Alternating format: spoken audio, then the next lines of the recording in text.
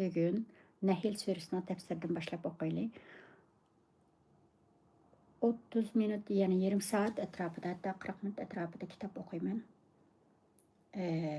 Şunchalik vaqtning ichida qanchalik kitob o'qiy olsam shunga shunchalik hisob. Bismillahirrohmanirrohim. Nehil suresi. Nehil suresi 128 oyatlik bo'lib, 128 oyatlik sura bo'lib, oxirgi 3 oyati Madinada, qolgan oyatlarning hammasi Makkada nozil bo'lgan.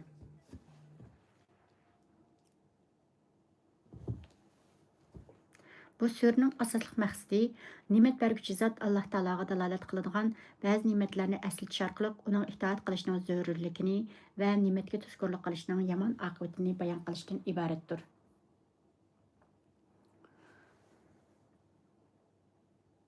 Bu suraning ismi mushu suraning 68 va 69 oyatlari bo'lgan va avha robbuka ilan nahli an ittakhzi من الجبال بيوتا ومن الشجر ومما يعرشون ثم كلي من كل الثمرات فاسلكي سبل ربك ذللا. Yani Rabbim hasal harsiga, tağlarga, daraxtlarga ve insanlar yazgan sandıklarga uvu tüzgün. Andan keyin türlük meyvelerden yegin. Rabbin sana oңайлаштырып bergen yollarda yürgün dep ilham qildi. Degan oyatdan elingan bo'lib, an-nahl hasal harsi degan ma'noni bildirdi. Allah Taala'nın birliğinin delilleri. Bismillahirrahmanirrahim. Ata emrullahi fela testa'ciluhu subhanahu ve ta'ala amma yushrikun.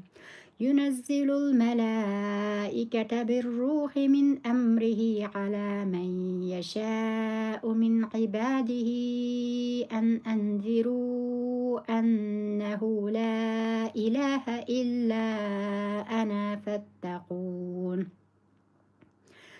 خلق السماوات والأرض بالحق تعالى عما يشركون. خلق الإنسان من نطفة فإذا هو خصيم مبين.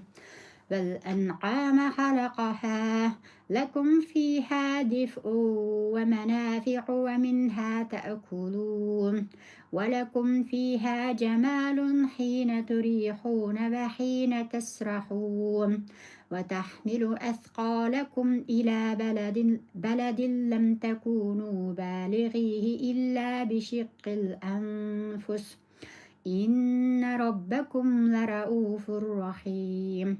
والخيل والبغال والحمير لتركبوها وزينة ويخلق ما لا تعلمون وعلى الله قصد السبيل ومنها جائر ولو شاء لهداكم أجمعين.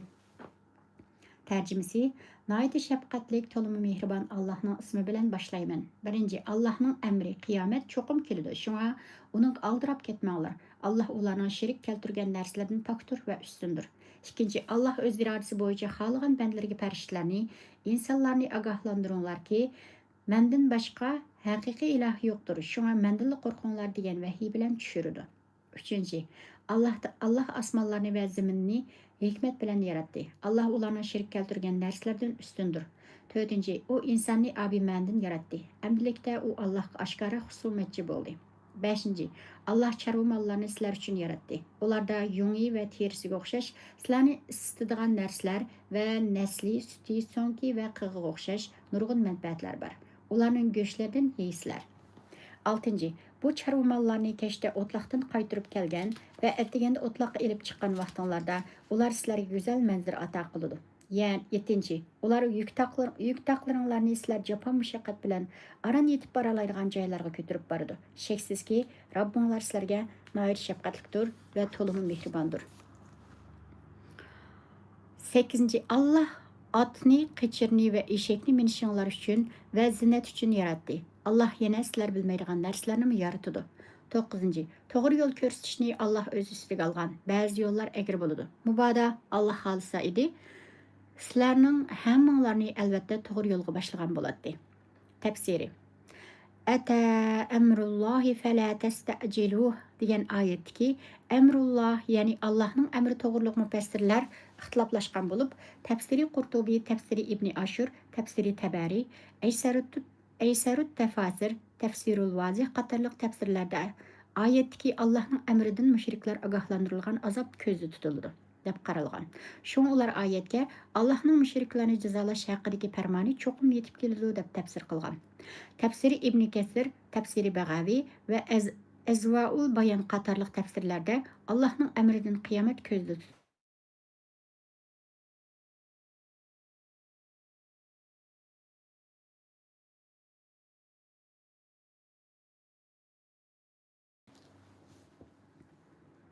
Qiyomatning vaqti yaqinlashdi. Ey kafirlar, sizlar ogohlantirilgan azobga aldırmanglar. U azob sizlarni cho'qim qo'rshaydi. Ey mushriklar, Alloh taolaning sizlarni jazolash farmoniga cho'qim yetib keladi. Alloh taolaning va'dasi haqdir va cho'qim amalga oshadi. Oyatda Alloh taolaning amrini ata, ya'ni keldi deb o'tgan zaman fe'li bilan keltirish, uning kelishida qilch shek yo'qligi va Alloh taolaning kelajakda ishga oshirmoqchi bo'lgan ishlarining xuddi ishga ish bo'lgandekla aniq ekanligi uchundir. Öz vaqtidagi Mekkalik mushriklar payg'ambar alayhissalomni masxir qilganlikdan o'zlari ogohlantirilgan azobning tezroq kelishini talab qiladi. Bu ularning mundaq bir azobning kelishiga ishonmaganlikdan o'tirib qo'ygan talab edi. Qur'oni Karim ularning bu bo'lmag'ur so'zlarini hikoya qilib mundaq deydi. وإذ قالوا اللهم إن كان هذا هو الحق من عندك فأمطر علينا حجارة من السماء أو ائتنا بعذاب أليم.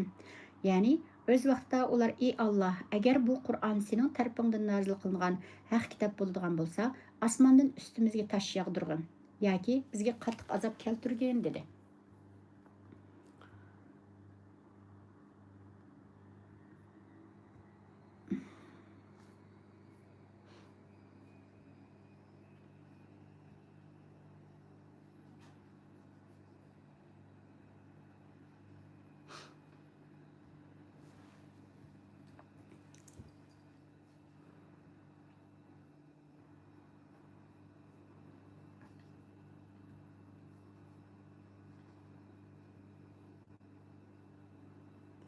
Ey müşrikler,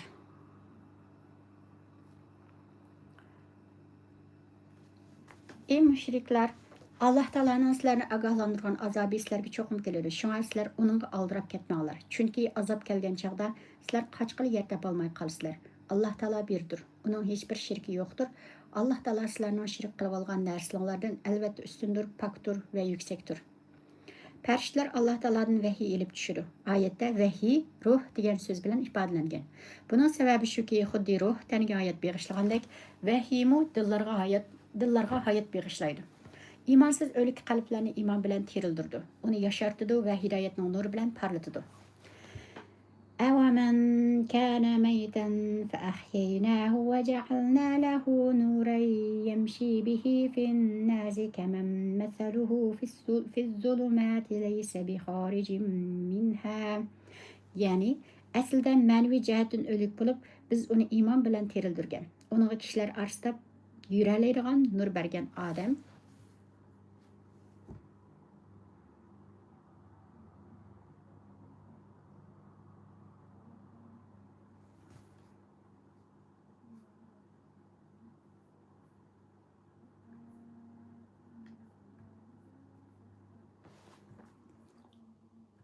Nereden geliyor?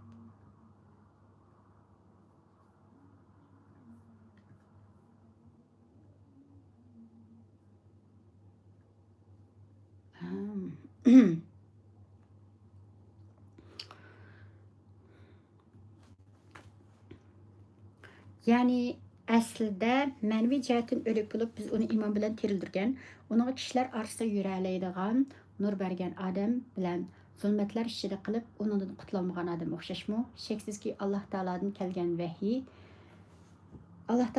kelgan vahiy haqiqiy ma'nodagi oyatliqdir. U nur va hidoyatning manbasidir.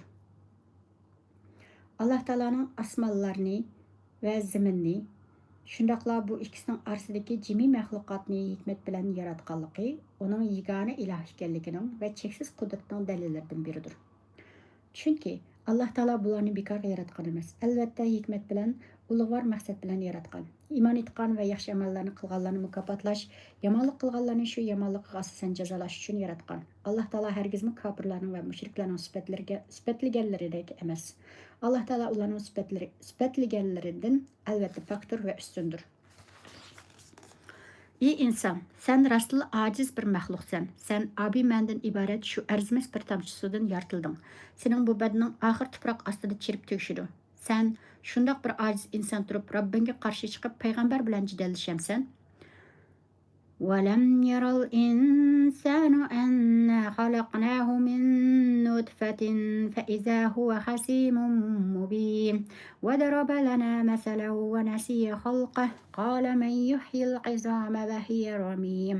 Yani insan bilmemdi ki biz onu abi məndən yaratqan idik. Amma mana əmdi bolsa bu aşkar husumetçi bolup qaldı. O bizge çirgen sanatlarını misal qılıp görsətdi. O özünün yaratılğanlığını unutup bu çirip ketken sanatlarını kim tirildireleydi dedi. Öz vaqtda Mekke'nin müşriklerden Übey ibn Halaf Peygamber Aleyhisselam'ın yanına çirip ketken bir sanatını elip berip, ey Muhammed, şu çirip ketken sanatını senin Rabbin tirildirelemdi degen. İnsan nime degen nadan ve nime degen aldıraqsan, ha? Yuqorqi oyatlarda inson va uning nimadan yaratilganligi bayon qilingandan keyin uning ato qilingan ato ihsonlarning bayoni yondashtirib keltirilgan. Insonga ato qilingan chorvalar, bu chorvalarning yungi, terlari, go'shi, moylari, suti qatorliqlardan inson oladigan manfaatlar, shundoqla hayvonlarning insonlar qiladigan xizmatlari, ularning terlari bilan yunglaridan insonlarning har turli kiyimlarni tikadiganligi, uy zinatlarini yasaydiganligi va insonlarning hayvonlardan ko'p tarafdan foydalanadiganligi bayon qilingan. Albatta bularning hammasi Alloh taolaning cheksiz qudratiga, bandalariga bo'lgan mehr shafqatiga va uning har ishini hikmat bilan o'rlashtirganligiga yetarli dalillardir. Oyatda at, qichir va eshakning insonlarni va yuklarni to'shish uchun yaratilganligi bayon qilingan. Chunki o'tmishlarda bu hayvonlar asosli qatnash qurollari hisoblanadi. Gerçi hozirgi taraqqiy qilgan asrda avtomobil, poyezd, aeroplan, paraxod qatorliq zamonaviy qatnash qurollari omlashgan bo'lsa-mu, bu hayvonlar ma'lum joylarda, xususan yezlarda, xuddi o'tmishlardagiga o'xshash o'z rolini joriy qildirib kelmoqda. Oyatdagi Alloh yana sizlar bilmaydigan narsalarni yaratadi degan jumla hozirgi zamonda barliq kelgan va kelajakda barliq kelishi mumkin bo'lgan zamonaviy qatnash qurollariga ishorat qiladi.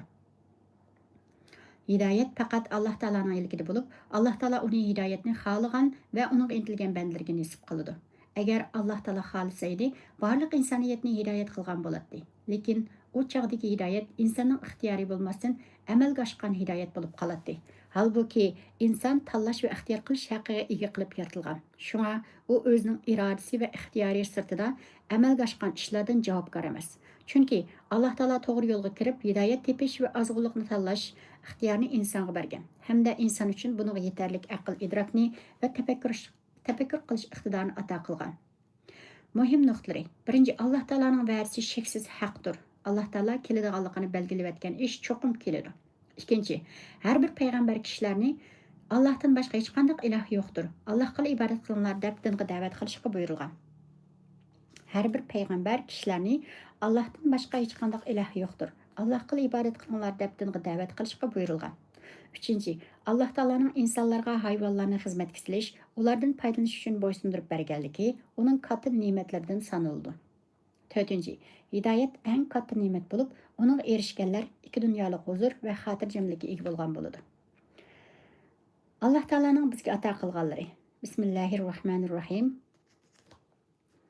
هو الذي أنزل من السماء ماء لكم منه شراب ومنه شجر فيه تسيمون ينبت لكم به الزرع والزيتون والنخيل والأعناب ومن كل الثمرات إن في ذلك لآية لقوم يتفكرون وسخر لكم الليل والنهار والشمس والقمر والنجوم مسخرات بأمره إن في ذلك لآيات لقوم يعقلون وما زرع لكم في الأرض مختلفا ألوانه إن في ذلك لآية لقوم يذكرون وهو الذي سخر البحر لتأكلوا منه لحما طريا وتستخرجوا منه جلية تلبسونها وترى الفلك مواخر فيه ولتبتغوا من فضله ولعلكم تشكرون وألقى في الأرض رواسي أن تميد بكم وأنهارا وسبلا لعلكم تهتدون وعلامات وبالنجم هم يهتدون. ترجمسي 10. ayet. Allah sizlarga bulutdan yağmur yağdırıp bergen zatdır. Sizlar onundan içsizlar ve onundan ösken dal daraxtlar bilan çarvanlarını baqsizlar. 11. ayet. Allah sizlarga şu yağmur bilan ziraatlarni, zeytun, xurma, üzüm ve türlük meyvelerini östürüp berdi. Çoğunqur tefekkür qiladigan qavm uchun buningda albatta cho'ng bir ibrat bor. 12. ayet. Allah sizlarga kechini, kunduzni, kunni ayni bo'ysundirib berdi. Yulduzlarmi Allohning amri bo'yicha harakat qildi. Shaksizki, aqlini ishlatadigan qavm uchun buningda Allohning qudratini ko'rsatadigan nurg'un dalillar bor. 13. ayet. Allah yana yer yuzida sizlar uchun yaratgan rangarang narsalarni sizlarga bo'ysundirib berdi. Vaz nasihat oladigan qavm uchun buningda albatta Allohning birligini ko'rsatadigan dalil bor. 14. ayet. Allah sizlarni dengiz hayvonlarining yangi go'shtlarini yesin, unchi marjon qatorliq taqaydigan zibu-ziynatlarni chiqarsin deb sizlarga dengizni bo'ysundirib bergan zotdir. Sen kiyimlarning turli tovarlarni ko'tarib, dengizda to'lqin yerib ketayotganligini ko'rsan. Bularning hammasi Allohning fazlidan rizqinglarni talab qilishinglar va unga shukr qilishinglar uchundir. 15-16 ayetlar.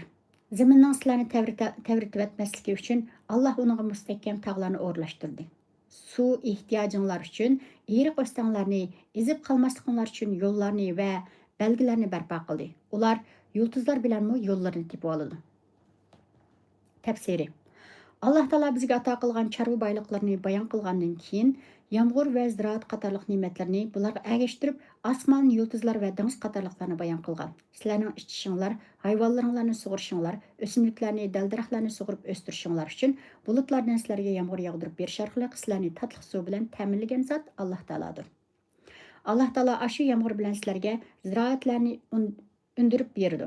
Zeytun, xurma, üzüm, yana bulardan boshqa sizlar biladigan va bilmaydigan har xil mevalarni o'stirib berdi. Buningda tafakkur qila oladigan qavm uchun Alloh taoloning borligini, birligini va cheksiz qudratini namoyon qiladigan ochiq dalillar bor. Yomg'irning dengiz yuzidan parga aylanib yuqoriga o'rlishi, ondan u yerda cho'ng bulutlarni hosil qilib, shamollarning harakatlantirishi bilan Alloh taolo xohlagan joylarga yomg'ir bo'lib yog'ishi, uningdan shakli, rangi har xil bo'lgan ziroatlarning unib chiqishi, dal-daraxtlarning o'sib yetilishi, bir xil suv va bir xil zamindan chiqqan meva, ko'ktot, oshliq, gulgiyoh va dal-daraxtlarning har xil shakl va har xil puroq va har xil ta'mda yetishib chiqishi albatta Alloh taoloning go'zal san'atini va cheksiz qudratini ko'rsatmamdi. Aqlini ishlatib tafakkur qiladigan qavm uchun bularda Alloh taoloning qudratini va go'zal san'atini ko'rsatadigan nurg'un dalillar bor. Kechi bilan kunduzni navbatlashib keladigan qilib, kechini rohatlanish, kunduzni tirikchilik qilish uchun maxsus qilib bergan kun, oy va yulduz qatorliqlarning har birini o'zining orbitasida tekshi aylanadigan, kunni dunyoga yorug'lik va issiqlik beradigan, oyni kechasi oydinlik beradigan qilib, yulduzlarni kechida yo'l yurgishlar uchun chiroq qilib bergan zot Alloh taolodir. Aqlini ishlatadigan koinotning haqiqatlarini tushuna oladigan kishilar uchun bularda ko'plagan dalillar bor. Yer yuzidagi jimiy mavjudotni faqat insonlarning manfaati uchun yaratib berib, yana ularga bo'ysundirib bergan va ulardan qanday foydalanish yo'llarini insonlarga ilhom qilgan zot Alloh taolodir. Tafakkur qiladigan, koinot haqida o'ylanib, undan ibrat va darslarni oladigan kishilar uchun bularda ko'plagan vaz nasihatlar bor.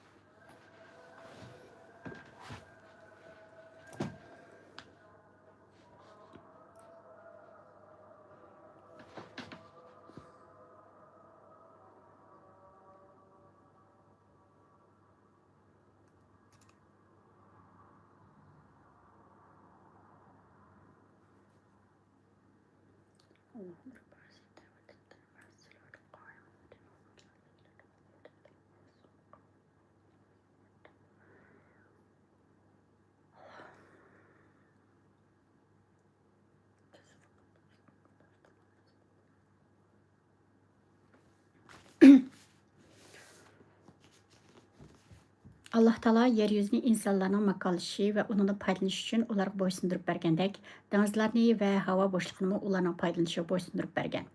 Görüyoruz insanlar yer yüzünü xalaganca özgertip, onunla bağı bostanlarını, körkem şehirlerini ve egiz binalarını barlıq keltirelgendek, onunla yine tarixçilik kılıdı. Denizlarga 100 ming tonlab yüklerini götürgen, yoğun paraxotlarını silip, bu paraxotlarını dünyanın her qaysı joylarga mağduralaydı. Dengizning bilik ve başka hayvanlarını tutup ulardan gızalandı. Deniz astidan önçi mercan ve mervayit qatarlıq qimmatli zinnet buyumlarını çıkardı.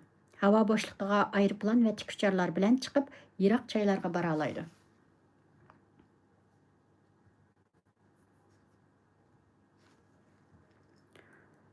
Yana sun'iy hamrohlarni qo'yib berib, bularni o'z manfaati uchun ishlatadi. Uchurlarni tarqitadi. Bundan keyin yana qanday yangi taraqqiyotlar barliq keldiganligini Alloh taolo o'zi biladi. Zemin öz orbitasida aylanish jarayonida tavrab ketmaslik uchun uningda egiz va mustahkam tog'larni bekitgan. Yer yuzida poyonsiz okeanlarni, dengizlarni va Nil, Dajla va Furat qatorliq daryolarni yaratgan. Bularning har birini dunyoning har qaysi joylari bilan uchrashish nuqtalari qilib bergan zot Alloh taolodir. İnsanlar deniz okeanlarda paraxotlarni hem yo'lovchi taşıydigan hem yük taşıydigan qatnash quroli qilib ishlatmoqda. Dunyoda eng ig'ir va eng cho'ng yuk taşıydigan qatnash quroli paraxotdir. Bu mu Alloh taoloning cheksiz qudratini namoyon qiladigan alomatlardan biri bo'lish bilan bir vaqtda Qur'on Karimning val hayla val big'ala val hamira litarkabuha va zina va yahluqu ma la ta'lamun. Ya'ni Alloh otni, qichirni va eshigini minishinglar uchun va zinnat uchun yaratdi. Allah yana sizlar bilmaydigan narsalarni yaratadi degan xabarning rostligini isbotlaydigan dalillardan biridir. Muhim nuqtalari. Birinchi, insonning Alloh taolaning koinotdagi go'zal sanatlari, o'zidagi va atrofidagi alomatlar ustida tafakkur qilishi ibodatdir. Ikkinchi, rizq bilan shukr zich munosabatli bo'lib, shukr rizqning keng bo'lishiga turtki bo'ladi. Chunki Alloh taolo shukr qilgan bandasiga tixmi ko'p beradi. Uchinchi, dengiz hayvonlarining har qanday haloldir. To'rtinchi, Alloh taolo tog'larni, deniz daryolarni, osmonlardagi sayyoralarni, yulduzlarni va koinotdagi hamma narsani insonlarning manfaati uchun yaratgan bo'lib, insonlar bo'lsa Alloh taologa ibodat qilish uchun yaratilgan. Yagona yaratquchi oldida shirklarga o'rin bormi? Bismillahirrohmanirrohim.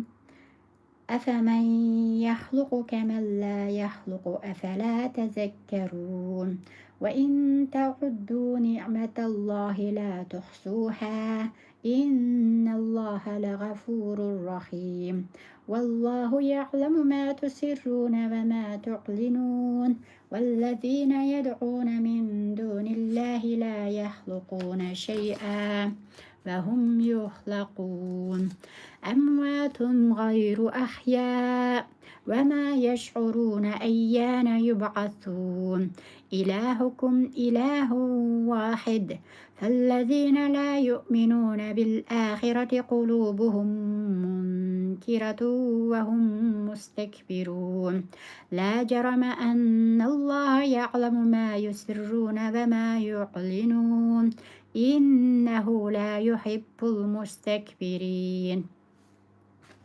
Tərcümesi 17. ayet. Yaratqan Allah bilan hech narsani yarata olmaydigan butlar o'xshash bo'lamdi. Buni o'ylab boqmamizlar. 18. ayet. Agar Allohning sizlarga ato qilayotgan ne'matini sansanglar, uning hisobini ilib bo'la olmaysizlar. Shaksizki Alloh nihoyat mag'firat qilg'uchidir, nihoyat mehribondir. 19. ayet. Allah sizlarning yoshirgan va oshkor qilganlaringlarni bilib turadi. 20. ayet. Ularning Allohni qo'yib cho'qinayotgan narsalari hech narsani yarata olmaydi. Balki ular yaratilgan narsalardir. 21. ayet. O narsalar tirik emas, o'likdir. O narsalar o'zlarining yoki cho'qing'ichlarining qachon terildirganligini uqmaydi. 22. ayet. Sizlarning ilohinglar birli ilahdir. Oxiratga ishonmaydiganlarning dalillari bu haqiqatni inkor qilg'uchidir. Ular uni qabul qilishdan bosh tortquchilardir. 23. ayet. Shaksizki Allah ularning yoshirganlarini va oshkor qilganlarini bilib turadi. Allah mutakabbirlik qilg'uchilarni aslo yaxshi ko'rmaydi. Tafsiri. Allah Taoloning jami mahluqotning yagona yaratquchisi ekanligida qilcha shak yo'q. Yaratquchining hech narsani yarata olmaydigan mahluqotdan afzal ekanligida qilcha shak yo'q. Ahvol bunday ekan, koinotni va uningdagi barcha mahluqotni yo'qdan yaratgan Alloh Taolo bilan hech narsani yarata olmaydigan shu butlardan iborat saxt ilohlar barobar bo'lamdi. Bu ikkisi o'xshashmi? Hargiz o'xshash emas. Haza xalqullohi fa'aruni maza xalaqallazina min duni. Ya'ni mana bu Allohning yaratganlaridir. Ma ko'rsatib beringlarchu, Allohdan boshqa ma'budlaringlar zodi nimani yaratibdi? Ya'ni ey mushriklar, sizlarning saxta ilohlaringlar nimani yarata oladi? Agar ular biror narsa yaratgan bo'lsa, qani uni bizga ko'rsatib beringlarchu. Oldingi oyatlarda bayon qilinganlari Alloh taoloning insonlarga ato qilgan sonsizlig'an ne'matlarining faqatli bir qismi bo'lib, bular Alloh taoloning ne'matlariga nisbatan dengizdan bir tomchidir. Navoda Alloh taoloning bizga ato qilib turayotgan ne'matlarini sanab ko'rmoqchi bo'lsaqmi, uning hisobini ilib bo'la olmaymiz. Shunchalik hisobsiz ne'matlarga ega bo'lib turib, uning shukronasini ado qilmagan insonlarni nima deyish kerak? Ahvol shundoq tursimi, insonlar shundoq noshukr tursimi, yana Alloh taolo ularga to'limi kechirimchandir. Nihoyatda bek mehribondir. İnson Alloh taolo uchun qanchalik yaxshi amal ibodatlarni qilib ketsin, uning qilgan bu amal ibodatlari Alloh taoloning ne'matlari oldida hech narsa sanalmaydi. Biz biladigan va bilmaydigan jami mahluqotning yaratquchisi, koinotdagi sanab tugatgili bo'lmaydigan sonsiz ne'matlarning egasi faqat Alloh taolodir. Alloh taolo mahluqotlarga nihoyat mehribondir. Bandalarning oshkora va yoshirin qilgan ishlarining hammasini bilib turadi. Chunki Alloh taolo ko'ringan va ko'rinmagan hammani biladigan zotdir. Mushriklarning Alloh taoloni qo'yib cho'qinayotgan but va haykaldan iborat saxt ilohlari hech narsani yarata olmaydi. Balki o'zlari insonlar tarafidan yasalgan narsalardir. Ular tirik emas, balki jonsiz jismlardir. Jini yo'q, kuchi yo'q, ko'rmaydigan, anglamaydigan va hech bir ish qila olmaydigan butlarga cho'qinish aqlli odamlarning oshimi? Halbuki o insonlar bu saxt ilohlardan afzal emasmi? Mushriklar cho'qingan butlar o'zlarining atrofida bo'layotgan ishlardan hech qaysini uqmaydigandek, cho'qing'uvchilarining qachon tirildiganligini uqmaydi. Tash, yog'och va tuproq qatorliq narsalardan yasalgan butlarda hayot bo'lmaganlikdan ularda o'lish va terilish deganlarmi bo'lmaydi. Ular o'zlarining yoki cho'qing'uvchilarining qachon tirildirilganligini uqmaydi degan oyatlar degan oyat butlar terildi deganlik emas. Chunki bundaq chansiz narsalarda o'lish va terilish mavjud emas. Mushriklar ularni bizning shafoatchilarimiz, ular bizga Allohning dargohida shafoat qiladi deb e'tiqod qilganlikdan Alloh taolo bu butlarni ularning gumoni bo'yicha jonliq maxluqotning o'rniga qo'yib turib, mushriklarning aqlsizligini o'ttirg'a chiqargan. İnsanlar g'ayiblarni bilmaydigan tursa, butlardan iborat aql idrokdan xoli jonsiz narsalarning g'aybini bilishi mumkinmi? Ey insonlar, sizlarning ilahinglar mushriklar e'tiqod qilgandek ko'p emas, balki u bir ilohdir. Uningdan boshqa ibodat qilinishga, ulug'lanishga haqliq bo'lgan hech bir mabud yo'qdir. Koinotning yagona yaratuvchisi osmon, zamin va ularning orasidagilarni yo'qlikdan yaratib, o'zi yolg'iz idora qilib turuvchi zotni qo'yib, tosh, haykal, daldarax va kala qatorliq maxluqotga cho'qinish nima degan aqlsizlik? Qiyomatning bo'ldiganligiga, u kunda bo'ladigan hisob berish, mo'minlarni jannatga kirgizish, kofirlarni va zolimlarni do'zaxga tashlash qatorliq haqiqatlarga va Alloh taolaning birligiga ishonmaydiganlarning qalbi inkorchi qilib bo'lganlikdan ularga hech qanday vaz nasihat va chiroyli so'z ta'sir qilmaydi. Shu ular kufrlikda haddidan oshgan, haqiqatni qabul qilishdan bosh tortgan, inkorchilikni va kufrlikni odatga aylantirib olgan hakovurlardir. Ey payg'ambar, sening Rabbing u mushriklarning oshkor va yoshirin barliq qilmishlarini aniq bilib turdi. Oxirat kunida ularga qilmishlariga qarab yetarli jazosini berdi. Shaksizki Rabbing mutakabbirlarni qat'iy yaxshi ko'rmaydi. Kofirlikning sababi nima? Nima uchun kofirlarning dillari qora keladi? Buning sababi nihoyat aniqdir. U bo'lsa-mu ularning dilining kufri va gunoh masiyat bilan bulg'anib, qariyib kirlishib, hech qanday bir nurni qabul qilmaydigan darajada yepilib qolganligidir. Shunga ularning quloqi bo'lgan bilan haq so'zni anglamaydi. Ko'zi bo'lgan bilan haqiqatni ko'ra olmaydi. Dili va aqli bo'lgan bilan aqlni ishilta olmaydi. Sog'lom tafakkur qila olmaydi. Shunga haqiqatni tushunmaydi. Chunki ularning dillari takabburlik va kufrning kirlari bilan paskinlashib ketgan bo'lib, ularning ruhimi bulg'anib ketgan ruhdir. Ularning yo'lboshchisi iblisning Alloh taolaning amri o'rindashdan bosh tortganligining sababimi takabburlikdan iborat edi. Asjudu liman xalaqta tina, ya'ni sen laydan yaratgan odamga sajda qilamdiman. Qala ana xayrun minhu xalaqtani min nari va xalaqtahu min tin. Ya'ni men uningdan yaxshi. Meni o'tdan yaratding, uni laydan yaratding. Innal ladzina yujadiluna fi ayatillahi bighayri sultanin atahum in fi sudurihim illa kibrun ma hum bibalighi. Ya'ni shubsizki Allohning oyatlari to'g'risida o'ziga hech qanday bir dalil kelmay turib, talash tartish qilganlarning ko'nglida kibrdan, ya'ni usti kelish hayvisidan boshqa narsa yo'qdir. Ular bu maqsadiga yeta olmaydi. Muhim nuqtalari. Birinchi, qo'lidan hech ish kelmaydigan saxt ilohlarni Alloh taologa tan qilib bilib, ularga cho'qinganlar insonlarning eng ahmoqlaridir. Ikkinchi, Alloh taoloning ata ehsonlarining shukronasini ado qilib bo'lish mumkin emas. Alhamdulillah deyish shukrning beshidir. Uchinchi, Alloh taolodan boshqa e'tiqod qilishga va ibodat qilishga haqliq bo'lgan iloh yo'q ekanligi keskinlashgan haqiqatdir. To'rtinchi, dunyodagi yomonliklarning eng asosli sababi imonsizlikdir. Chunki Alloh taologa va qiyomat kunida hisob berishga ishonmagan odamning qo'lidan hamma yomonlikni kutishga bo'ladi. Cho'nglik 5. Cho'nglik va katliq bir Allohga xos bo'lib, kishilarga cho'nglik qilg'uvchilarni Alloh taolo cho'qim xar qiladi. Chunki Alloh taolo mutakabbirlarni qat'iy yoqtirmaydi.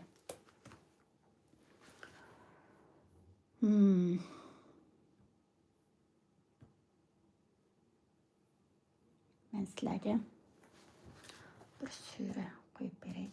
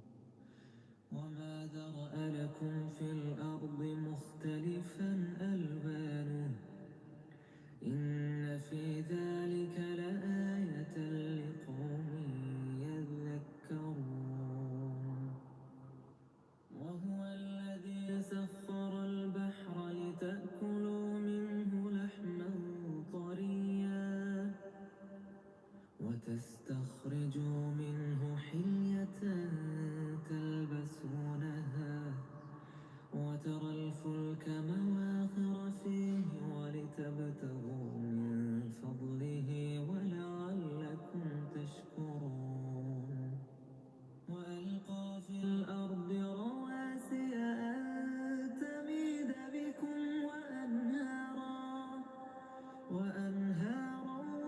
وسبلا لعلكم تهتدون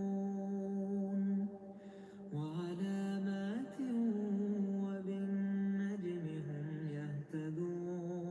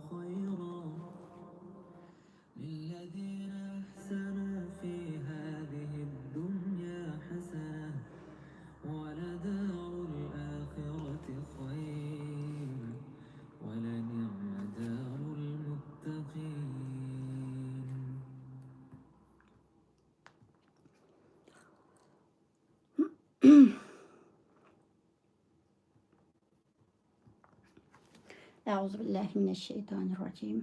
بسم الله الرحمن الرحيم. وإذا قيل لهم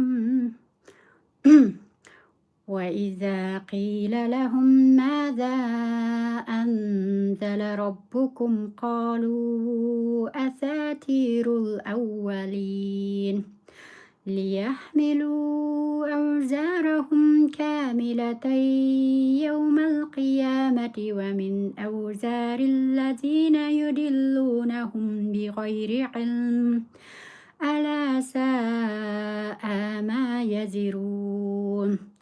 قد مكر الذين من قبلهم فآتى الله بنيانهم من القواعد فخر عليهم السقف من فوقهم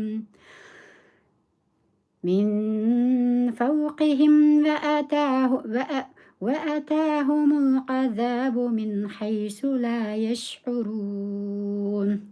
ثم يوم القيامة يخزيهم ويقول أين شركائي الذين كنتم تشاقون فيهم قال الذين أوتوا العلم إن الخزي اليوم والسوء على الكافرين الذين تتوفاهم الملائكة ظالمي أنفسهم فألقوا السلم ما كنا نعمل من سوء بلى إن الله عليم بما كنتم تعملون. فادخلوا أبواب جهنم خالدين فيها فلبئس مثوى المتكبرين. Tercümesi 24. ayet. Ularga Rabbinglar payg'ambar gep nimalarni nazil qildi deyilsa, ular qadimkilarning afsonalarini nazil qildi deyishidi.